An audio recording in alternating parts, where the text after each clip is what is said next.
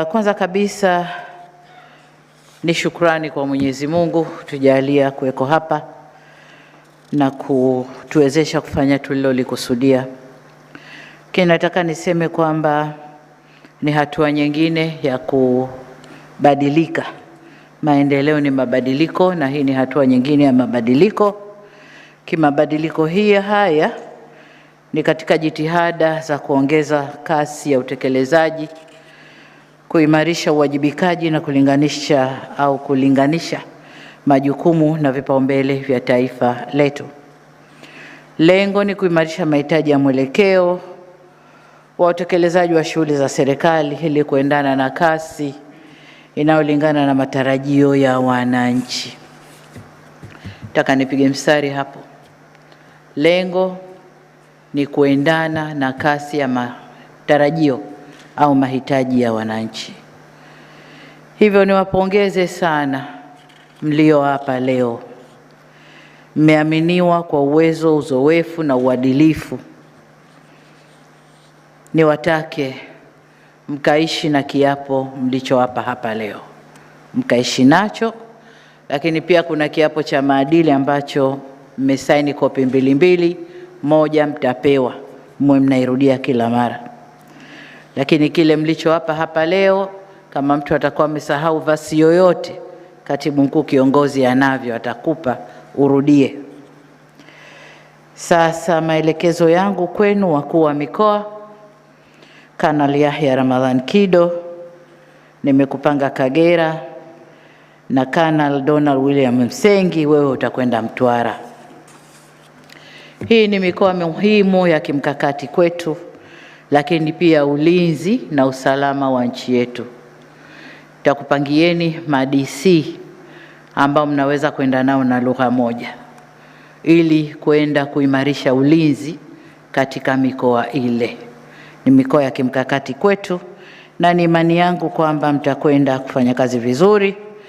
Wasia wangu kwenu ni kushirikiana na mtakao wakuta madedi, wakuu wa wilaya na wengine ambao mtawakuta au mtakao waletea ili mfanye kazi vizuri.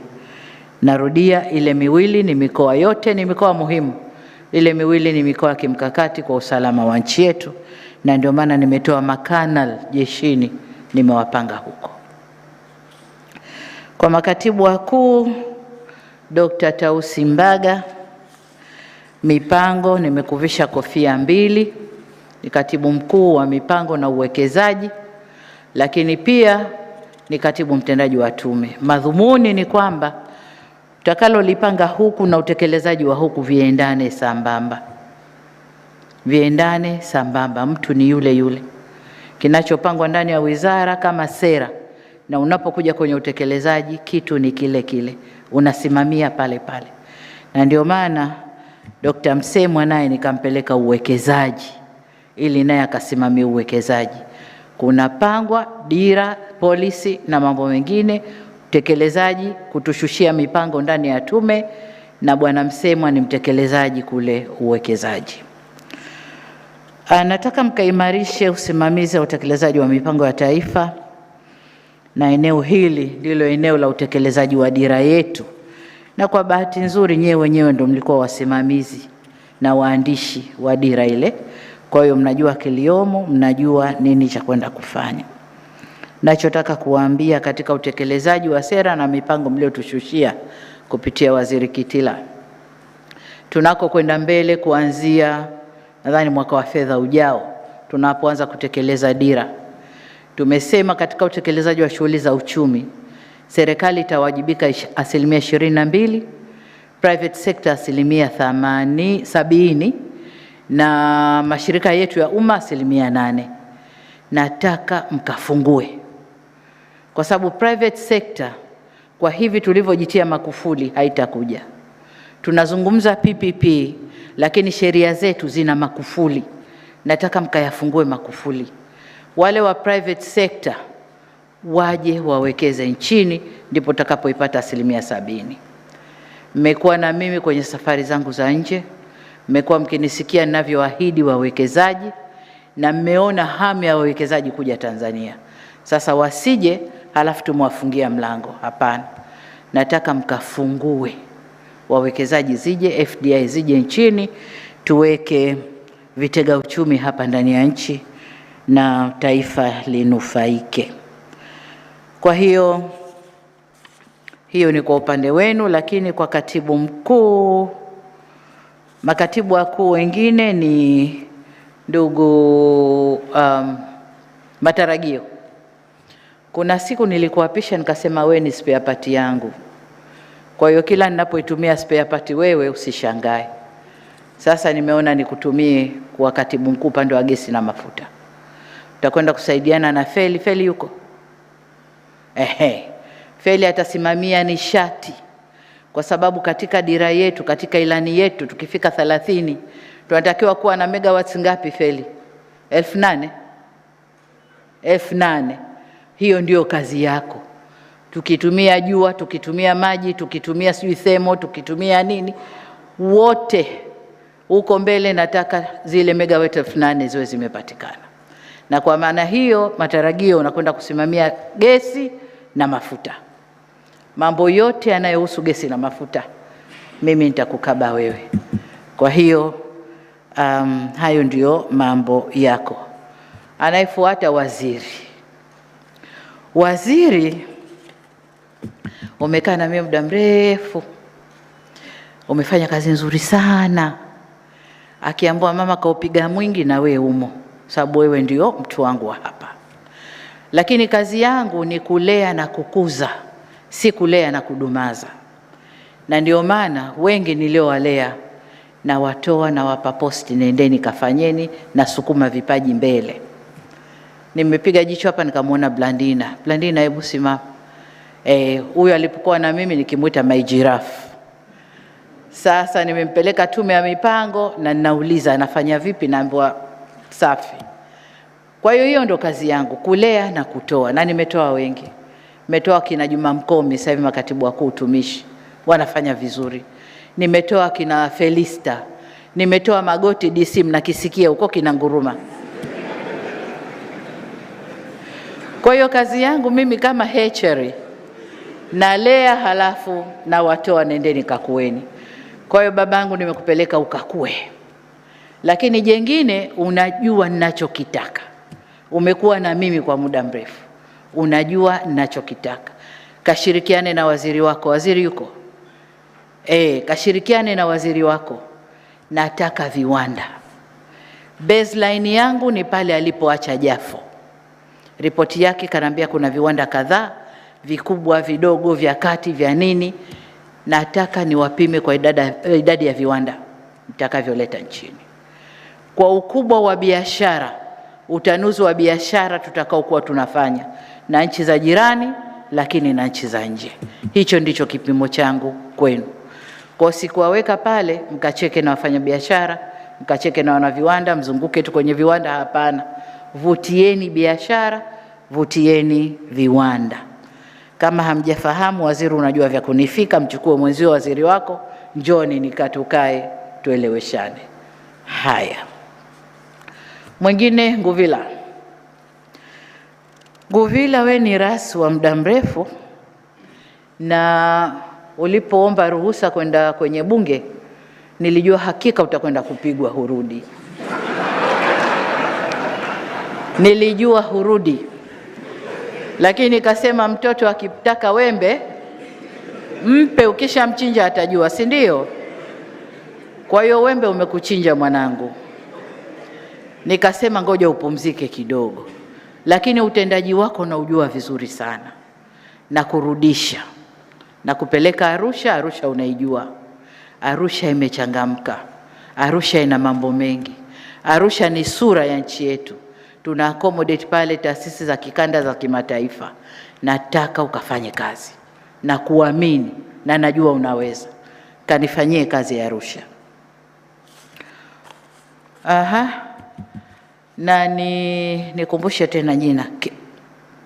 Kewe? Kewe huku. Nindi. Nimekupeleka mifugo. Kilimo. Umekuwa rasi Njombe. Bosi wako yuko nyuma hapo. anahangaika na lishe, na nadhani amefanya vizuri. Ameweza kupunguza kiwango cha udumavu na yale matatizo ya lishe, si haba. Saka msaidia afanye vizuri. Lakini Njombe ni mkoa tunaotegemea kilimo, ni katika mikoa inayolisha Tanzania, ni katika mikoa inayolima mazao ya biashara. Kwa hiyo nenda kamsaidie Mheshimiwa mkuu wa mkoa. Na Mheshimiwa mkuu wa mikoa, utaona kwamba ninachofanya ni patches tu, anayestaafu sijui anaye ni patches tu nafanya, kwa sababu mliopo na waamini, mliopo nimeona kazi yenu. Kwa hiyo twendeni tukachape kazi, lakini kazi pamoja na utu, ili nchi yetu isonge mbele, sawa? Kwa hiyo Nindi bosi yuko nyuma hapo, amekuja kupokea, nenda kachape kazi. Anayefuata Nsubili Joshua. Hili jina la kati miaka yote imekaa na wewe silijui. Akomeligwe silijui. Najua Nsubili Joshua tu. Lakini ni katika ile hatchery tunalea na kutoa. Nadhani pamoja na Rose hivyo hivyo. Tunalea, tukiona wako vizuri tunasema pelekeni vipaji nje. Kwa hiyo nendeni kafanyeni kazi zenu za unaibu katibu mkuu kama tulivyowaamini. Nendeni kasukumeni sekta zenu. Mnayajua yaliyoko huku. Nimekaa na nyinyi muda mwingi kwenye baraza la mawaziri. Dokumenti zangu zote zikitoka kwangu zinakuja kwenu. Zinafanywa uchambuzi, mnaziangalia, mnatoa recommendation. Yale ma recommendation sasa katekelezeni. Kawasaidieni mabosi wenu mkatekeleze yale mliokuwa mkiniambia, Mheshimiwa tunaomba uridhie hili na hili lifanyike. Nasema okay, kama ulivyopendekeza, ulivyoshauri, chukua hatua. Sasa kachukueni hatua. Rose unakwenda maji, si unajua umuhimu wa maji. Na katibu mkuu wako Mwajuma, Mwajuma ni engineer, bosi wako yuko nyuma hapo Aweso. Hawa wote mimi nawaita watoto wa Tundu. Wako hivi, hawatulii. Nataka nawe ukafuate huko. Yale mambo ya kuelemea kwenye deski kufanya analysis ya maandiko nayo kuchushia, sasa nenda kawasaidie. Maji muhimu, tupate maji. Na kikubwa kuhangaika fedha ya maji iko wapi, ili tumalize ile asilimia iliyobaki, kila mwananchi awe na maji safi na salama. Sawa mamangu? Haya. Luvanda. Hivi Luvanda nimekupeleka wapi? Mazingira. Wewe ulikuwa balozi muda mrefu. Kwa hiyo umekuwa ukiasikia yanayosemwa, umekaa India, umekaa Japani, umekaa wapi tena mwisho? India sawa na Japani. Alafu nikakurudisha. Haya, sasa nakutwika mzigo huu. Masauni yuko? Yuko naibu waziri wako yule pale. Nenda kawasaidie. Kikubwa ni carbon credit. Pesa nyingi tunanyang'anywa. Watu wetu wanapata, ukiangalia Tanganyika wanajisifu, tunapata mpaka 9 billion kwa carbon credit. Lakini wanaweza wakapata hata 20 billion. Yule wakatikati yule anayechukua huku na kuuza kule, anachukua pesa nyingi sana. Kwa nenda kashirikiane na kituo, msimame vizuri, tupate haki yetu, pamoja na mambo mengine ya mazingira. Mazingira yetu yameharibika sana, tunapanda miti kwa sana. Nenda kasaidiane na utakao kuta. Muyungi yupo. Yule ni guru la mazingira na ndio bosi wako. Kwa hiyo nendeni kafanyeni kazi pamoja. Haya. Anayefuata ni nani? Mbwasi. Nimekupanga wapi? Viwanda na biashara. Kwa hiyo nyinyi wawili, katibu mkuu na naibu, ni wapya. Lakini sio wapya kwenye concept yote ya uchumi wa viwanda. Kwa nendeni kamsaidieni waziri mchape kazi. Sawa? Haya. Anayefuata Sheikh. Wewe uvuvi pamoja na mifugo ni nani? Mifugo na uvuvi. Sekta zenu, na bosi yuko nyuma hapo. Nilikuwa namuona anapambana huko mikoani huko na wafugaji na wavuvi. Sekta yenu ni sekta muhimu sana kwa vijana wetu. Sana sana. Nadhani juzi nilikuwa na kikao na baadhi ya mawaziri hapa na watu ambao tunahitaji watusaidie. Lakini katika kuibua sekta zenye low hanging fruits ni mifugo, uvuvi na kilimo. Hizi ni sekta ambazo tukizisimamia kikweli kweli kisayansi zitachukua vijana wengi sana kwenye ajira. Lakini si tu kuchukua vijana, taleta mapato mengi sana nchini. Na ni sekta ambazo mavuno yake yanatakiwa kwa haraka. Tukiangalia hapa nchi za Gulf zinataka nyama iliyochinjwa na nyama hai. Wanyama hai kwa season zao, lakini nyama iliyochinjwa kwa kiasi kikubwa sana. Hatuwezi kunani. Sasa mpaka tuisimamie BBT mifugo, vijana wale wafuge na wengine wafuge, wafugaji wa kawaida wafuge, tuwabadilishe, ndio tutaweza kuuza kwa wingi kwenye hayo masoko. Lakini uvuvi vile vile. Sasa hivi ni samaki ya kufugwa tu. Wenzetu wanakula kila kitu, vyakula hakuna. Kuna soko la China hatuwezi kulimaliza. Tukifuga vizuri, tukifuata standards, na wewe ni bingwa sana kwenye ufugaji, kwenye uvuvi, tutakwenda vizuri. Lakini jingine, yale mapato tunonyang'anywa kule high seas. Mimeli inakwenda kule, si tunategemea mapato ya leseni tu. Lazima tubadilike sasa. Tubadilike na tujue wanachukua nini, na lazima wa process kile wanachokichukua, lazima wa process ndani. Kwa hiyo tuende kutoka na mabadiliko ya sera, mabadiliko ya sheria, lakini lazima tusimamie sekta zifaidishe taifa letu. Sawa. Haya. Nikitoka hapo bwana, viwanda vingine, kuna operation ya viwanda vya dawa. Kipimo chako ni kuifanya Tanzania ijitegemee kwa 70% ya zile dawa tunazoweza kuzalisha. Najua waziri yuko hapa. Yuko. Najua kuna kazi imeanza kufanyika ya viwanda.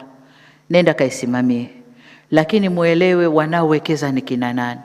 Kuna watu wengi wanahamu kuja Tanzania, wanakwamishwa ardhi, wanakamishwa na ukiritimba wetu.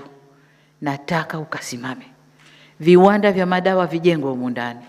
Vijengwe na tujitegemee. By 2030 tujitegemee kwa 80%. Sawa. Utasemwa mengi, sijui wa Crown Radio, sijui wa Crown nini. Sicho nilichokupelekea. Najua unaweza. Unaweza kusimamia viwanda vya madawa. Wawekezaji, nenda kasimamie. Mifugo nani tayari? Kewe.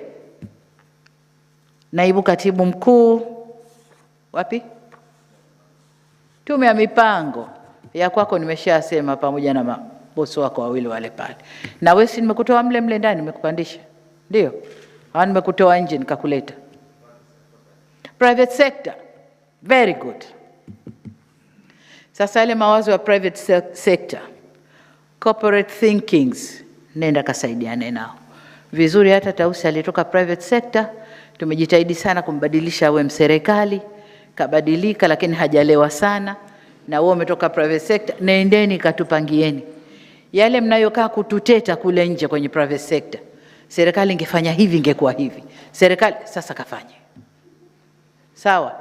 Nenda kakae na uongozi uliopo, peleka mawazo ya nje, tuikuze tume yetu ya mipango. Iwe na ufanisi na kila kitu. Halafu wa mwisho, Kaguti, nakusudia kukupa mamlaka ya nchi hii kwenda kuiwakilisha nje. Na utakapo kwenda kule, wewe umeibeba Tanzania yote mgongoni kwako. Kwa hiyo nadhani ukitoka hapa, naibu waziri wako yuko hapa, waziri nimemtuma huyu hapa. Wataenda kukupeleka chuoni, nadhani kuna crash program ya wiki 2 sio ya 3. Baada ya hapo watakuwa wamejua kituo chako ni kipi. Wanakwenda kufundisha ubalozi kwanza, lakini wakati mwingine ubalozi mimi huona kama mnafanya uvivu. Make zile protocol, fundishwe sijui kifungo ufungeje, vifungo sijui kidole kikaeje, sijui ukikaji wa meza ufanyeje. Lakini mtu akikusema vibaya, wewe usiseme vibaya, mjibu politely, kitu ambacho mimi siwezi. Wakinikera mimi nabwatuka tu. Nikirudi ofisini, msaidizi wangu wa diplomasia ananiambia, Mheshimiwa Kimpale leo ulikuwa hivi. Naambia hiyo kazi yako wewe. Mimi wamenikera, wamesema na mimi nasema. Kwa hiyo utapita kwenye crash program ya kuambia ubalozi ni nini, and then tutakupangia kituo.